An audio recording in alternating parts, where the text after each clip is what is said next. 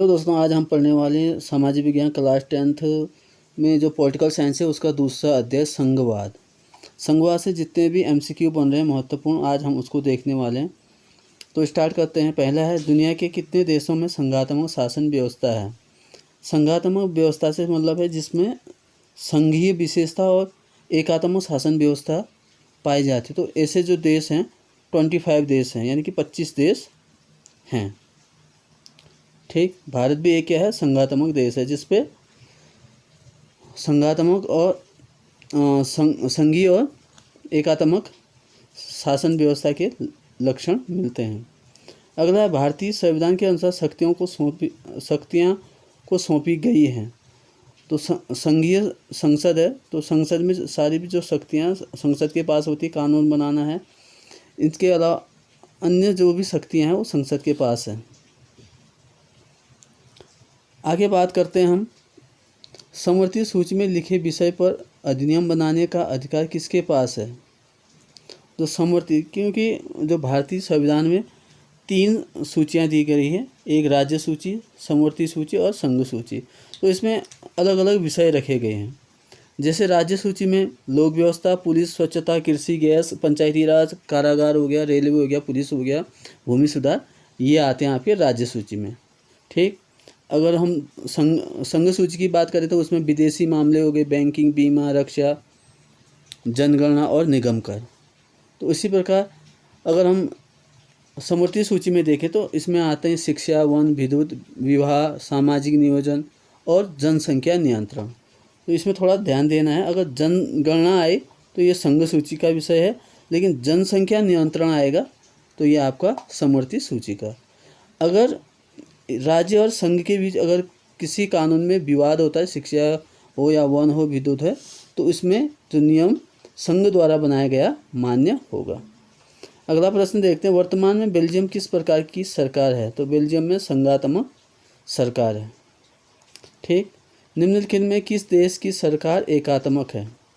तो श्रीलंका में एकात्मक सरकार है। तो अगर हम संघात्मक सरकार की बात करते हैं उसके कुछ लक्षण हैं, फिर लक्षण देख लें। जैसे लिखित संविधान है, संविधान में को सर्वोच्चता दी गई है और शक्तियों का विभाजन किया गया है, यानी कि विकेंद्रीकरण किया गया है। दोहरा शासन है, राज्य सरकार अलग है और केंद्र सरकार अलग है, और स्वतंत्र न्यायालय है। तो इसी प्रकार अगर हम एकात्मक सरकार की बात करें तो उसमें शक्तियों का केंद्रीकरण होता है, एकरी नागरिकता होती है। जैसे ऐसे देश हैं जैसे ब्रिटेन है, जापान है, इटली, चीन आदि। ठीक, अगला प्रश्न देखते हैं, भारतीय संविधान की 8वीं सूची में कितनी भाषाएं को रखा गया है। इसका सही आंसर होगा 22 भाषाएं। तो भारत की जो 8वीं अनुसूची है उसमें 22 भाषाएं रखी हैं, जैसे कश्मीरी, सिंधी, पंजाबी, हिंदी, बंगाली, असमिया, उड़िया, गुजराती, मराठी, कन्नड़, तेलुगु, तमिल, उर्दू, संस्कृत और नेपाली, मणिपुरी, कोंकणी, संथाली, बाडो, मैथिली, डोगरी और मलयालम। तो ये 22 भाषाएं हमारे 8वीं अनुसूची में दिए गए हैं। अगला प्रश्न देखते हैं, भारतीय संविधान में अवशिष्ट अधिकार हैं।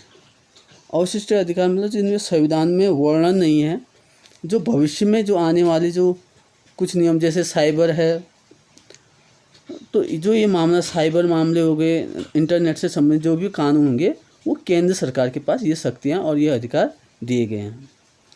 आजकल साइबर संबंधित कई कानूनों पर फेरबदल भी हुआ, आपने देखा होगा, कई विवादित बयान हैं, बहुत चीज़ें शेयर करना, ये सारी चीज़ें ये अवशिष्ट अधिकार जो संविधान के अंदर आएंगे, ये सब केंद्र सरकार के पास होंगे।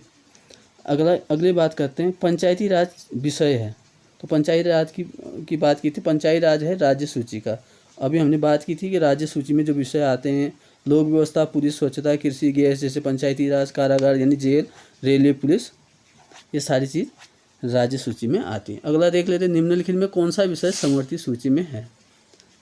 तो समवर्ती सूची में शिक्षा है और कृषि, पुलिस और रक्षा बात करते हैं। जैसे कृषि और पुलिस राज्य सूची में, रक्षा केंद्र सूची या संघ सूची में है, और जो शिक्षा है वो समवर्ती सूची में है। ठीक है, आगे देखो, निम्नलिखित में कौन राज्य सूची में नहीं है। ये कह रहा राज्य सूची में नहीं है। जेल है, कारागार कहा था, सिंचाई ये भी होगा, सुरक्षा नहीं है, ये संघ सूची में, कृषि राज्य सूची का विषय है।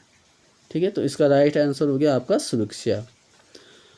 11वां, निम्नलिखित में से किस देश में सरकार का संघीय रूप है? तो ये ऑस्ट्रेलिया में है और अमेरिका में है और कनाडा में देखने को मिलता है, लेकिन आदर्श रूप से तो नहीं है, फिर भी सारी विशेषताओं को फुलफिल तो नहीं करता, फिर भी अधिकतर विशेषताएं यहाँ पर पाई जाती हैं। 12वां, निम्नलिखित में कौन सा संघ सूची का विषय नहीं है? संघ सूची का विषय नहीं है कह रहा है, तो विदेशी मामला है संघ सूची का, मुद्रा है, ठीक है, बैंकिंग है, लेकिन कानून और व्यवस्था ये जो राज्य सूची का विषय है।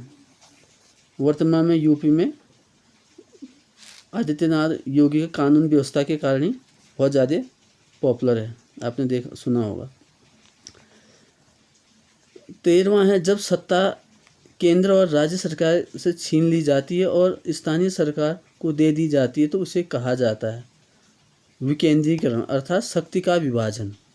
ठीक है, तो भारत में 3 स्तर की सरकारें हैं, जैसे केंद्र सरकार जिसको हम संघीय सरकार भी बोल सकते हैं, और राज्य सरकार, और लोकल गवर्नमेंट जिसको हम कहते हैं स्थानीय सरकार।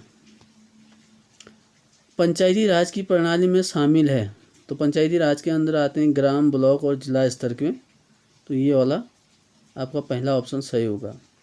अगला है 15वां, नगर निगम के प्रमुख को क्या कहते हैं? तो मेयर कहते हैं। तो ये थे आज के महत्वपूर्ण MCQ सामाजिक विज्ञान पार्ट 2 जो संघवाद थे। Thank you so much watching this video. अगले वीडियो में हम अध्याय 3 के जितने भी महत्वपूर्ण MCQ बनते हैं उसको लेकर आएंगे।